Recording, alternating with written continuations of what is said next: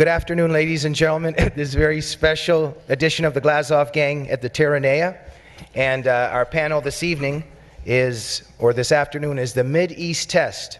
With us we have three titans this afternoon. Carolyn Glick, the senior contributing editor to the Jerusalem Post. She is the author of the new book, The Israeli Solution, a one-state plan for peace in the Middle East. Get this book. Does everybody have it? Murray, have you read it? 20 copies. Excellent, excellent. And the one and only, backed by popular demand always, Robert Spencer, the director of Jihad Watch, who is the author of another book, many books. His upcoming book, Arab Winter Comes to America, The Truth About the War We're In, which will be published early this year by Regnery. April 14th. Run, don't walk.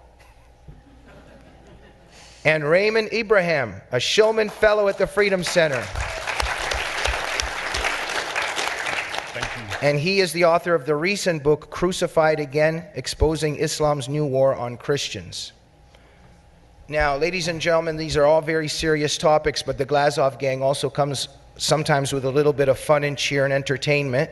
So in our second half, I think, if things go as planned, Raymond is a bodybuilder, and he might do some poses for us, right, Raymond? Robert, is it true that you used to play the saxophone? It is true. So something might happen, and Carolyn, you are going to sing Let It Be for us, right? Right? Okay, so let's begin with Carolyn Glick. You have a fascinating new book out. Daniel Greenfield wrote a superb book review on your superb book. One of the themes, integration instead of segregation, unity instead of partition. Carolyn, why don't you begin with us telling us a bit about your book? I wrote my book, The Israeli Solution, a one-state plan for peace in the Middle East. Buy several copies if you can. They're right outside. I bought it because I'm disturbed by the continuity of U.S. Middle East policy. I know in some of the earlier discussions we've been talking about how difficult it is for a democracy to sustain foreign policy over time because you have constant changes in government. So it's interesting that the one consistent policy that you have bipartisan support for in this country is the single most failed foreign policy the United States has ever undertaken, which is the proposition of the two-state solution for the Arab world's conflict with the Jewish state. This has been the centerpiece of the Middle East policy of Republican and Democratic administrations alike for the past 20 years. It has failed not only for the past 20 years, failed to bring peace, failed to bring stability, failed to bring security, and failed to bring any sort of positive projection of U.S. national values or national interests in the Middle East, or to secure any of those at home. The 20 years that we've so far experienced of failure follow 70 years of failure of this policy from 1920 until 1993, when it became the centerpiece of U.S. foreign policy.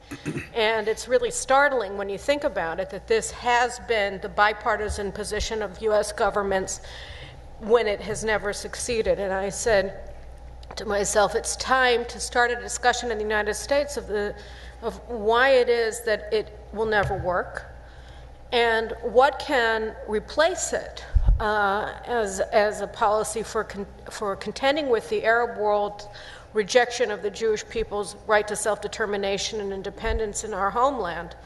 What could possibly be done from an American perspective, not to mention from an Israeli perspective, to try to make the region more peaceful, more secure, more liberal, more democratic, more reflective of American values and Israeli values, and more positively inclined towards American national security interests, and of course ensure Israel's survival and prosperity in the medium and long terms. And so that's why I wrote the book, and this is a discussion that has been taking place in Israel now for the past 20 years, or at least 15, because we've seen the failure of the two-state plan in our streets, in our cafes, in our homes, in our buses, in our schools, everywhere for the past 14 years since the collapse of the whole two-state model at Camp David in July 2000. And it's time to start this conversation here. What I propose is to ditch the whole concept of a Palestinian state, move beyond it, recognize that the Palestinian leadership from Haj Amin al-Husseini on to Mahmoud Abbas today have never wanted primarily to establish a Palestinian Arab state. Rather, all they seek, their primary and secondary and tertiary strategic objective, is the obliteration of the Jewish state. And given that that is the case, the answer to how to contend with this situation is to have more of what's good about the region and less about what's bad about the region, meaning more Israel, less Palestinian terrorism. And the way that you do that is for Israel to apply its laws to the West Bank of the Jordan River, Judea and Samaria, and simply govern it as part of Israel. Grant the Palestinians who live there permanent residency status with a path towards citizenship, just as Israel did successfully in 1967 in unified Jerusalem and in 1981 in the Golan Heights, and simply move past this. We have reached a brick wall. We have been at this brick wall, in fact, since September of 2000, when the Palestinians ditched even pro forma recognition of Israel and rhetorical willingness to make peace with Israel, and launched one of the largest terrorist campaigns ever seen against Israel and Israeli civilians. Move past this brick wall, climb up over it, and then continue to move forward. Such a policy, as I lay out in my book, will do a number of things to make the world a better place. And from an American perspective, what it would do is allow the United States to finally see the region as it is. Because I think one of the most debilitating aspects of American policymaking in the Middle East has been its reliance on the two-state model. Just to take a step back for a second, everybody who's everybody knows, right, that if you establish a Palestinian state, if you get peace between Israel and the Palestinians and have two states for two peoples west of the Jordan River, then we're going to reach a utopian situation overnight. Bill Clinton said that half of the terrorism in not only the region but throughout the world will simply disappear because everybody will be happy and everybody will be appeased and everybody will be satisfied with the outcome. Other American leaders on both sides of the aisle have said similarly nonsensical, absurd things about the concept of a Palestinian state being a panacea for all of the region's ills. And as long as you maintain faith with this policy that is based upon the imagination of people rather than the world as it actually is, you're never going to be able to understand the region. Because what this concept of Palestinian statehood being a panacea for all of the region's ills really does is place all of the guilt for all of the region's problems on Israel. Because it says, wait a minute, if everything is going to be better if there's a Palestinian state, and if it's only Israel that's a primary obstacle to that, because Jews have property and exercise their rights to their property in Hebron, in Jerusalem, in Shiloh, in the areas that have been the homeland of the Jewish people since the time of Joshua, then obviously Israel is the only actor in the region that it's relevant for anybody to pay attention to. And the biggest enemy of the United States of America in the region is not jihadists, it's not Iran, it's not regimes that promote the annihilation of the United States of America. It is the Israeli right wing. It is the Likud party. It is the Jewish Home Party, because they are insisting that Israel shouldn't renounce its rights and its control over Judea and Samaria and Jerusalem. And so every aspect of American foreign policy should be dedicated to weakening the Israeli right, because they are all that stands between the entire world and an end to terrorism. And obviously, if that's your position, and that has been the position of successive American administrations, then you can't understand anything about the Middle East. If the only actor responsible for the problems of the Middle East is your greatest ally, right, then why do you care about the nature of Iraqi society, of demography? What do you care about the nature of the mullahs in Iran? What do you care about the nature of Islamic culture that demeans and persecutes women and girls as a matter of course and denies religious liberty to anybody but the most extreme elements inside of Islamic religious practice? You don't have to care about any of those things. You just have to hate Benjamin Netanyahu, and you just have to say that Israel has to be constrained, and it has to exercise restraint in defending itself against wanton aggression at its borders and across its borders, whether from Gaza or Syria or Lebanon, whether from Ramallah or from Jenin. That is all you have to do.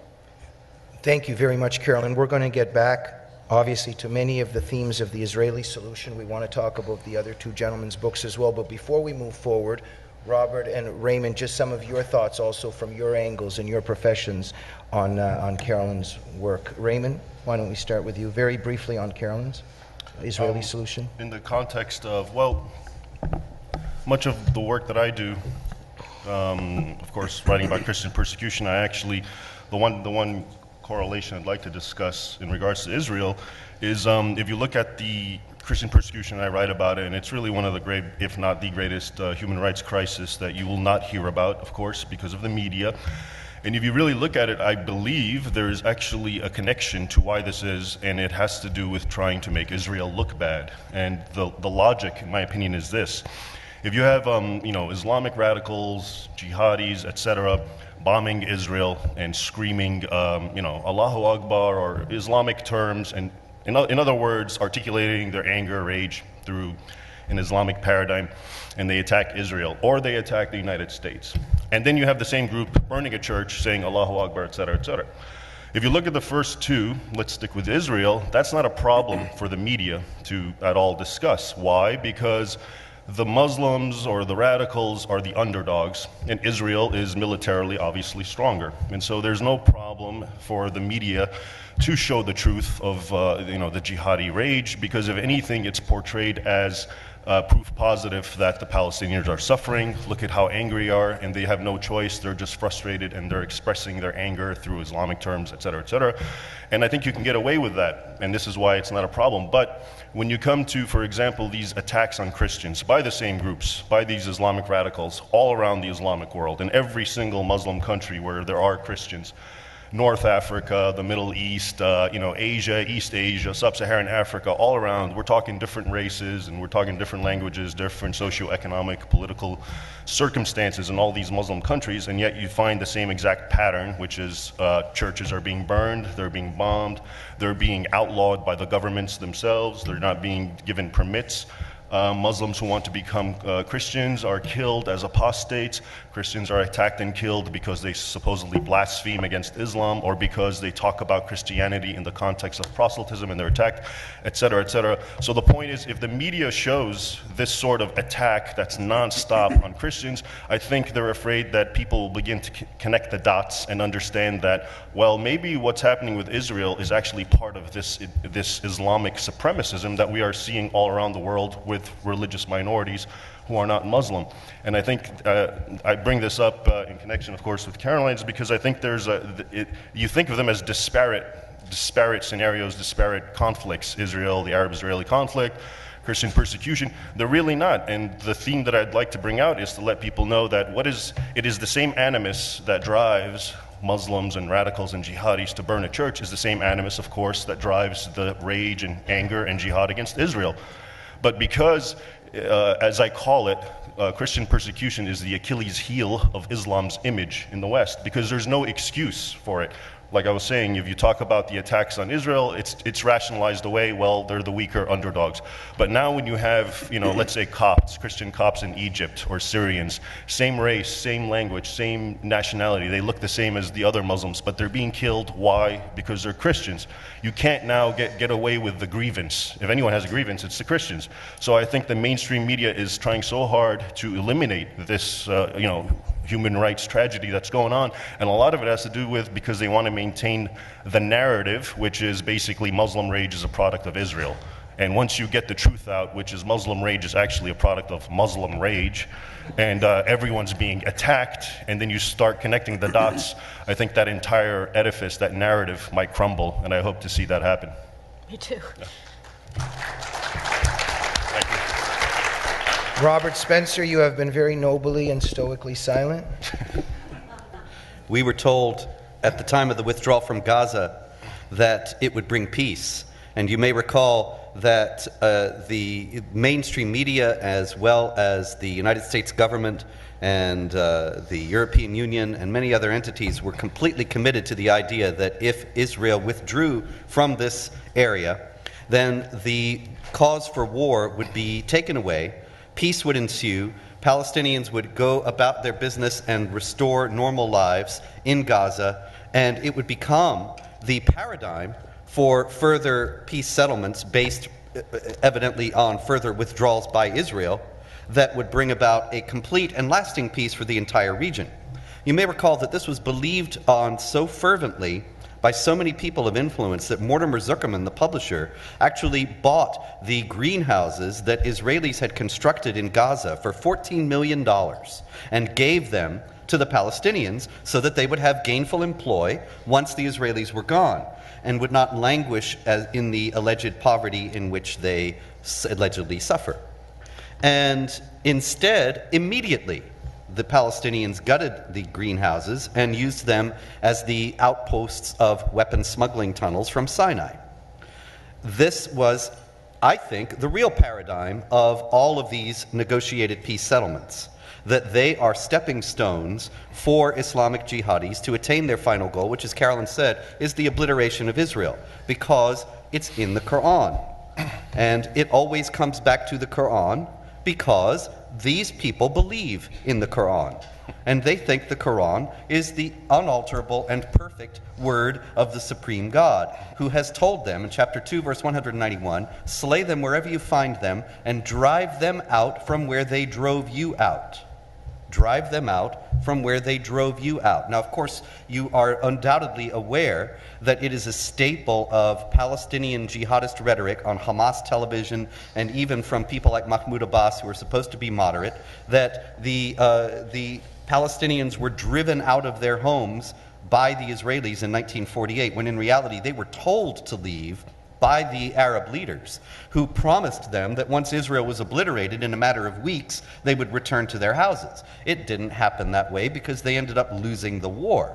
But they left of their own accord. They were not driven out. Nonetheless, because it is taken as axiomatic that they were driven out, this passage of the Quran becomes the foundation for an absolute religious imperative, a duty before God, to drive out the Israelis in the same way.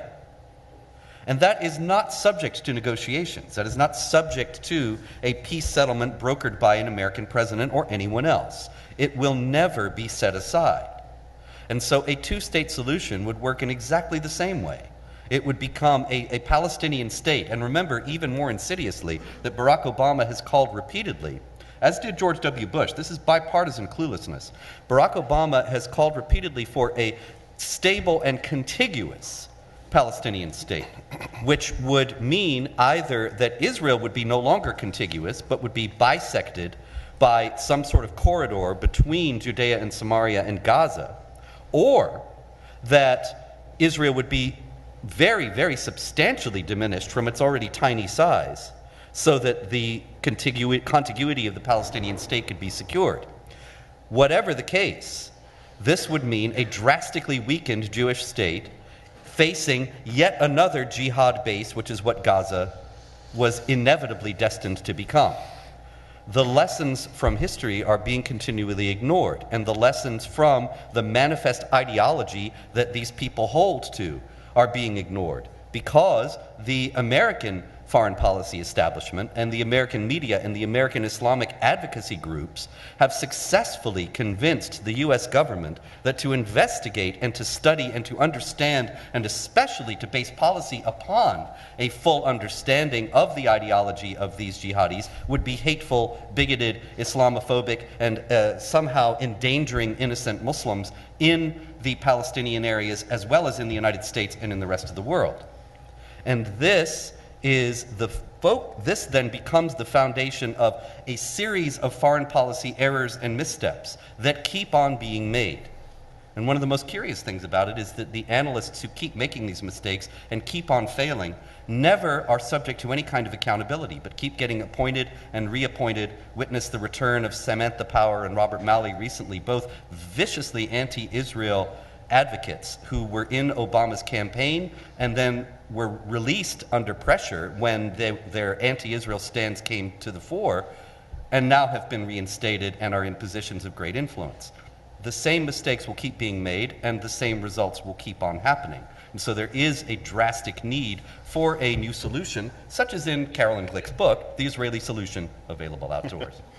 Hey, Thank Jamie, you. I'm just going to ask Can I the add a panel. quick thing? Absolutely. I just want to ask the panel, keep your words of wisdom not too long, but also not too short. But we want to cover a few more topics, but just a little bit briefer. I want to go to Carolyn, but Raymond, you wanted to... Actually, I wanted to add one more quick thing about what we're talking about, which is basically Israel and Islam. And my first book, which is called The Al-Qaeda Reader, just to give you a quick recap, because I think it's very important to what we're talking about. In 2005, I was working at the Library of Congress in the Middle Eastern Division. I was working with Arabic texts. And at the time, I was also at Georgetown University. So I was very much a product of the narrative that we are all now against, because I was conditioned into this and I sort of believed what I was hearing. And what got me is then I finally found in Arabic written tracts by Al-Qaeda that were never translated into English or disseminated to a Western public, and they were just sent to Muslims. And when I read them, what got me was the great contradiction between what they were saying to Muslims and what they were saying to the West, the stuff that was being translated and disseminated by BBC, CNN, and so forth. All of those things were about Israel. They were about grievances. It was all about, we attacked you because you're attacking us because of the great injustices of Israel, et cetera, et cetera. It was that narrative which made so much sense from a Western mentality, because it fit the paradigms that we are all used to. When I came across the Arabic stuff, though, it was all doctrine. It was all, what does Islam teach? There was not a word about grievances, and it was all about, there was even Osama bin Laden, one excerpt, which I'll paraphrase. He basically says, even if all of these people, including Israel, give us everything they want, and every complaint we have, and they give us land, etc., and concessions, they are still our enemies, and we are obligated to give them three choices. Basically, convert, live as dhimmis, or third-class subjects, or the sword. And I think it's very imperative to understand that is exactly how they see it. They give us the one message, which is grievance. It's the model that we can understand, which is we're suffering, we're reciprocating, et cetera, and that one is, of course, dominates political discourse, and that's the one that's disseminated by the powers that be. But underneath that current is the reality, which is you are the enemy, you're damned if you do, damned if you don't, and that goes especially for Israel. And I think it's very important to keep all that in mind. Okay, thank you, Raymond. Carolyn, sometimes I have to make myself invisible, especially when I see a wise person taking notes. So you have a few rejoinders? I just wanted to say a couple of things. First of all, regarding the bipartisan nature of the failure, I think that also points to a prospect, perhaps, if people get tired of failure, for a bipartisan pathway to success. And in terms of foreign policy more generally, not only regarding the Middle East. There is a lot of talk in conservative circles about the need to disengage, the desire to disengage, the weariness that we hear on both sides of the aisle.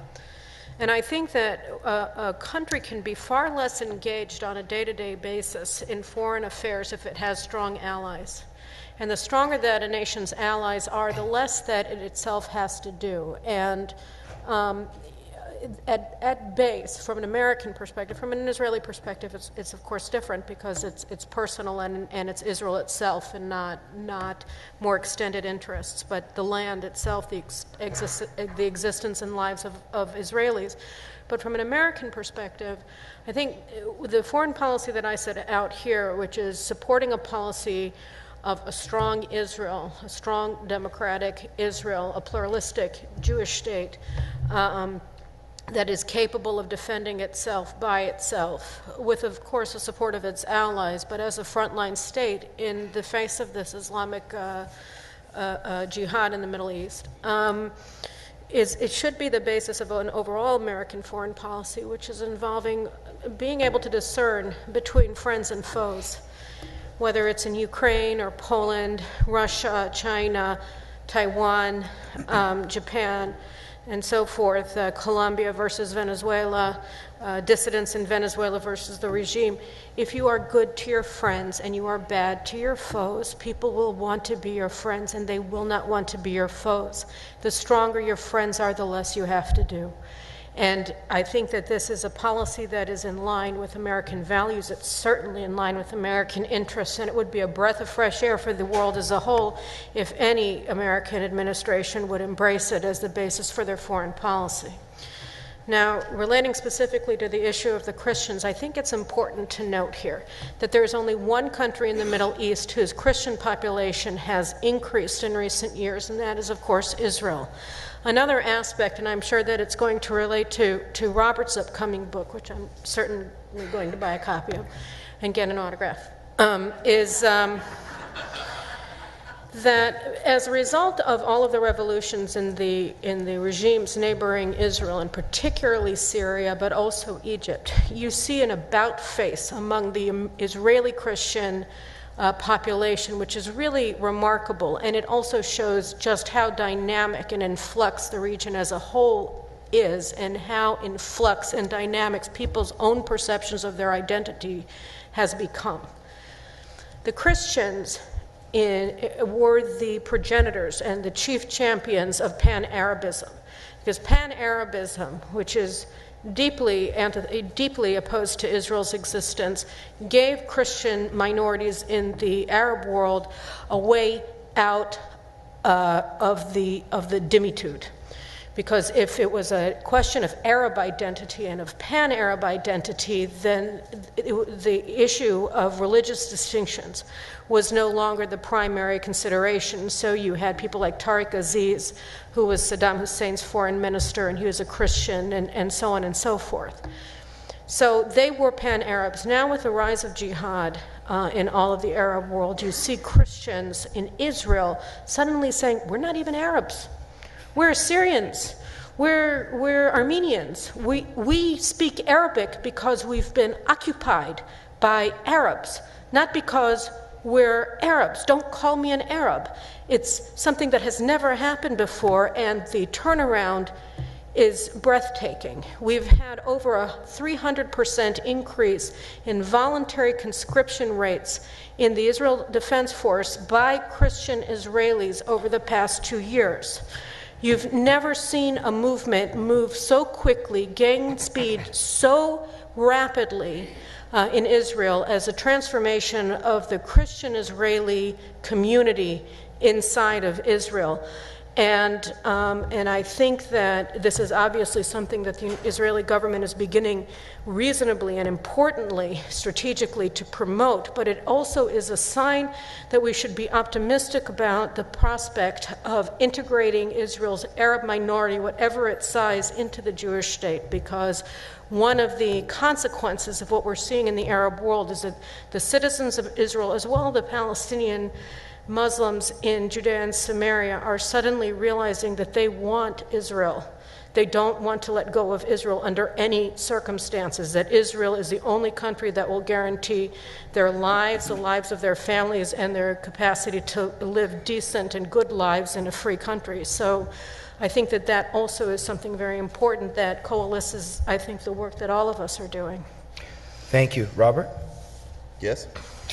Do you have a quick rejoinder? Because I got lots of questions, but maybe you want to touch on what was said, but weave in what the Arab when it comes to America is about. You want to?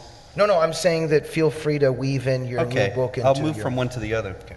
It's interesting to note that just recently, in line with what Carolyn's saying, the Israeli government granted the Christians in Israel separate status when previously they had been classed as Arabs. Not distinguished from the Muslims, not distinct from the Muslims. But it was at the request, actually, of several Christian groups in Israel that they were granted a separate status. And this is a very important move. You may know that the Arab nationalist movement, as Carolyn said, was founded by Christian Arabs in order to get out from under the institutionalized discrimination that Islamic law mandated for Christians. They would identify together with the Muslim Arabs, but that ended up being that they were entirely co-opted to the Islamic foreign policy agenda and the Islamic agenda in general because they're such a small minority. And so they ended up just being an adjunct that would reflect the Muslim perspective.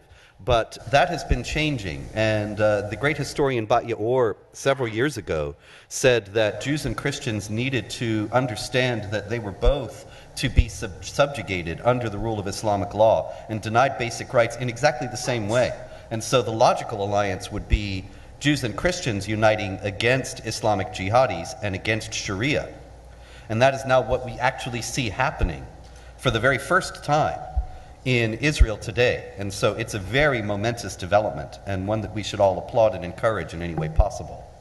As far as the domestic situation goes, it is still hopeless because, of course, it doesn't recognize any of these realities and doesn't acknowledge that a negotiated settlement would be entirely fruitless and would only encourage the jihad. Although, given Barack Obama's consistent foreign policy stands over all these years now, maybe he does know that it would only encourage the jihad, and that's why he wants it. Certainly he's been consistent in his support for Islamic supremacists and jihadis all down the line. But in any case, the biggest problem that the U.S. faces in regard to the Middle East is a complete lack of understanding of what it is dealing with. And then having the position of being the great power that is imposing this misunderstanding upon the Israelis to potentially disastrous consequences. And we have already seen that play out in smaller scales in the earlier peace agreements, but it's only going to get worse with the next one and whatever one follows that and so on, if there is a next one. The misunderstanding comes from an unwillingness or inability to face the beliefs, to understand the beliefs, to even examine the beliefs of the people who are arrayed against Israel and their friends and allies and sister organizations in the United States who are influencing United States foreign policy and have people in the State Department, in the Department of Homeland Security, and in the White House talking to Obama, talking to John Kerry and Hillary Clinton before him, and telling them that this is the way that they should go. And this has been part of a concerted effort. And this actually is what is the subject of my upcoming book, Arab Winter Comes to America, which will be available April 14th from Regnery Publishing at any self-respecting bookstore. And it details how the denial has spread and is so all-pervasive. I'll give you an example. Congressman Gohmert, who just spoke, he had a very hot exchange with Robert Mueller, who was then the director of the FBI, right after the Boston Marathon jihad bombing, which was April 15th, 2013. And he asked him if he was aware that the mosque, which was a mosque of the Islamic Society of Boston, that the brothers who had done the bombing, Tamerlan Tsarnaev and Dzhokhar Tsarnaev, if they had investigated this mosque. And Mueller said, well, yes, they'd been there for their outreach programs.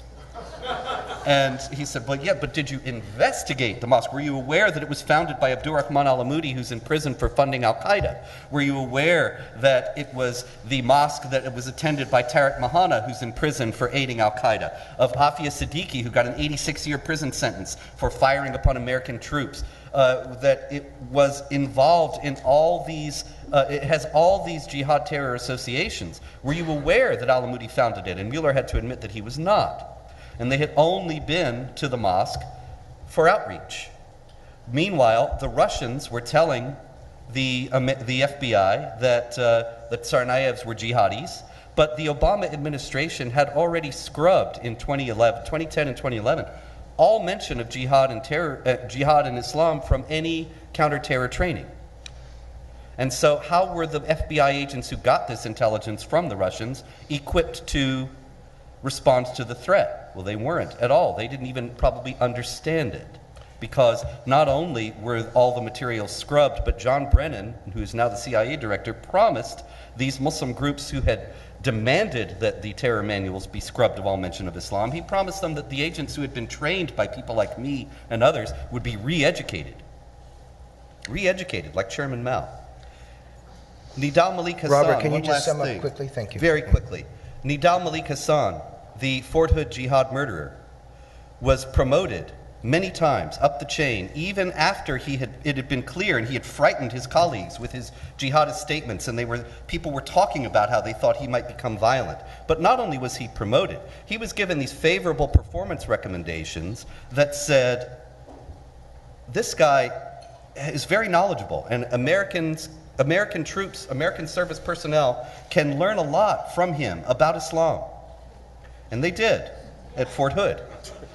The thing is that this whole establishment is much more afraid of Islamophobia and of offending Islam than it is of jihad terror. And it is this exact same phenomenon that leads to these misapprehensions in regard to the foreign policy regarding Israel. It is all about tiptoeing around the jihad threat, ignoring, denying, denigrating, downplaying it, and never facing it head on. And this is only going to lead to more and more jihad terror and more disaster. And what's the bad news? Ladies and gentlemen, I have to do something as smoothly as possible here. We've got 5 minutes left for the taping of the Glazov gang, but afterwards, the most fascinating part will be the questions, and we'll have a little bit of a discussion with the audience, okay? So just to sum up quickly, the panel of titans I have here in the last 5 minutes, please briefly, but I want to ask this question. The Obama administration and Kerry is often referred to as kind of not understanding things or being stupid or being naive. I believe that they know very well what's going on. I believe it's a destructive intent. I believe that it's all deliberate what they're doing. I'd like a little bit of your insight into that, whether it's naivete or when they bully Israel, it's not because they're stupid, it's because they really do want to attack their own country and American allies. So naivete or destructive intent, and we'll finish with that. Carolyn? Well, I mean, I think that the Israeli defense minister expressed the views of the majority of Israelis when he called John Kerry obsessive and messianic. We do think that he's obsessive in the sense of completely neurotically pushing at a time when the entire region is falling apart this policy that's only going to make things worse by denying America's most important ally in the region of the ability to defend itself or to survive. So yes, it is obsessive and it's messianic towards the false god of the two-state solution. But don't worry, there is room for optimism, because the Israeli one-state plan is becoming the most talked about and most popular position in Israel in various forms. And the reason why help is coming is because the Israeli solution, I think, and my hope is that it will start a rational discussion in this country about the nature of America's alliance with Israel and its Middle East policy. And the more we talk about it, the faster we'll see a change for the better. So I'm actually optimistic about prospects for the future, but not for the immediate term when we have a neurotic, obsessive messianist running American foreign policy. Thank you. Robert? Naivete or destructive intent? Well, I guess I would say naivete on the part of Thurston Howell III in the State Department, but certainly destructive intent on the part of Barack Obama. His positions have been clear. His associations have been clear. All through his career, if you read The Post-American Presidency, the book that Pamela Geller and I wrote in 2009, you will see an entire chapter devoted, actually 2 chapters, to the associations that Barack Obama has had from the beginning of his career with Palestinian activists, people who were venomously opposed to Israel, and people who, like Samantha Power, who said that U.S. troops should be placed in the area to protect the Palestinians from Israel. and Zbigniew Brzezinski, who said that if Israel strikes the Iranian, or tries to strike the Iranian nuclear program, that American planes should fly up from Iraq and stop them. And these are the people advising Obama. These are the people who are Obama's friends. And there is nobody who is pro-Israel who is among Obama's friends or associates. No one. So I think that it's absolutely by design what he's doing. Robert, would it be fair to say that Obama is anti-Semitic? Well, you know, there is the notorious rude treatment that he gave to Benjamin Netanyahu at the White House a few years back, and the famous photo you may have seen of him with his feet up on the desk in the Oval Office while he's talking to Netanyahu on the phone. And of course, a man who has lived in a Muslim country knows what an insult that is. And so I think there's a good case you can make for it.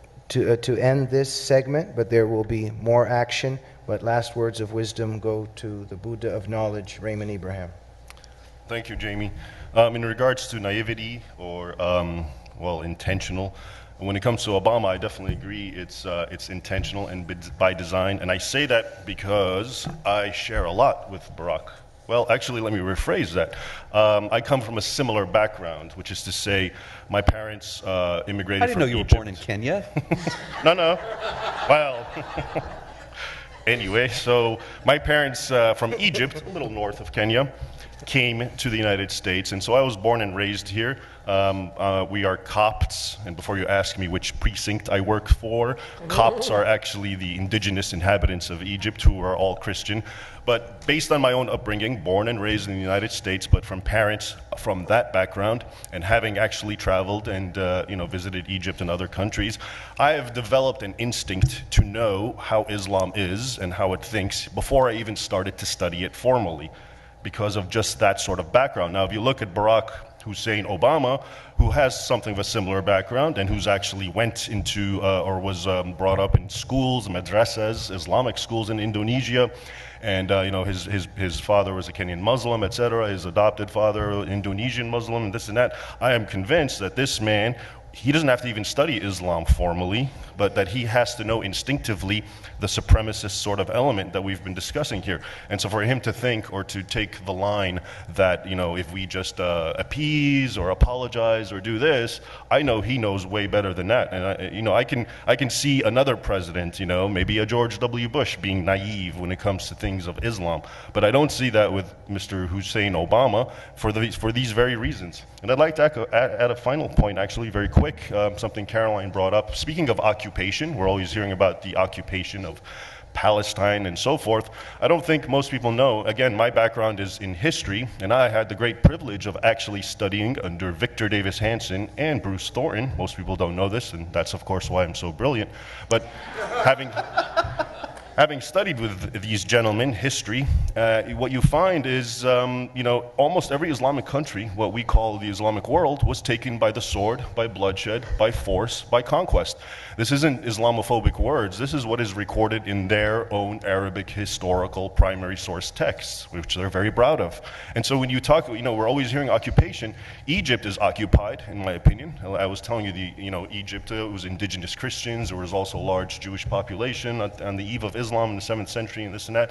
But all of North Africa to Morocco, Southwest Asia, you had areas like Turkey, of course, which was St. Paul sent most of his epistles there, and it was an ancient Christian nation.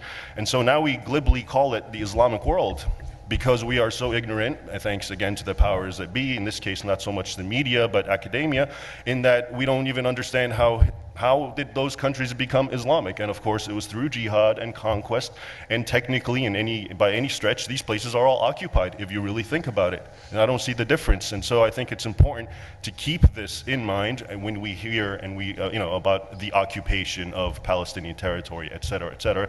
It should be good and helpful to juxtapose the fact that, all these other thousands of miles of lands that we call Islamic are occupied areas. And you have these indigenous groups who live there, whether they're Christians or other groups, who are being killed. And yet here we have, you have occupation and slaughter of the indigenous people, and not a word's being said, and everything is being looked at with the Arab-Israeli conflict. So I think it's important to keep that in mind for historical context. Thank you very much. Ladies and gentlemen, we've come to the end of this segment and also of the Glazov Gang. I just want to say Please support the Glazov gang. I don't know if you watch it. It's on frontpagemag.com. But it's exactly, precisely, for even myself personally, why I started this show. Why isn't Carolyn? Why isn't Robert? Why isn't Raymond? Why aren't they on Anderson Cooper? Why isn't Chris Matthews interviewing them? When you find, when the media is saying that Tamerlan Tsarnaev did what he did because of brain damage or rap music, I sit there and I wait. When are they going to invite Robert Spencer or Carolyn or Raymond? And so the Glazov gang is an attempt to get the voice out there and the other message out there. So please support it. It's on frontpagemag.com, or you can also go to jamieglazov.com, but please press like on frontpagemag.com on Facebook and press like on the Glazov gang on Facebook. It will be very helpful, and you can come to me afterwards and discuss what we're trying to do with our show. It was an honor and a privilege to have the three of you on the Glazov gang. Thank you. Carolyn Glick, Robert Spencer, and Raymond Ibrahim. The entertainment will have to be the next show, I guess. And thank you to all the people that have joined us for this segment of the Glazov gang, and to our viewers. We'll see you next week. Good night.